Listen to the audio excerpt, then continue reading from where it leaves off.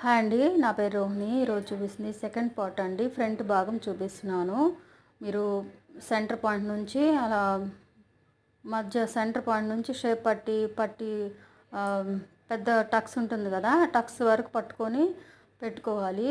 Next చంక భాగం నుంచి షేప్ పట్టి వరకు ఖర్చుకి కింద పైన ఒక అంగుళం హాఫ్ ఇంచ్ వదులుకొని అలా మార్క్ వేసుకోవాలి. ఫ్రంట్ భాగం వచ్చేసి షోల్డర్ దగ్గర నుంచి పైన ఒక హాఫ్ ఇంచ్ వదులుకొని ముందు మెడ ఉంటుంది కదా, అది మనం వేసుకున్నప్పుడు ఎంత రౌండ్గా నీట్గా ఉంటుందో అలా కొలుసుకొని ముందు పాయింట్ అలా పెట్టుకోవాలి. ఎప్పుడైనా మనం కొంచెం పైకే పెట్టుకోవాలి.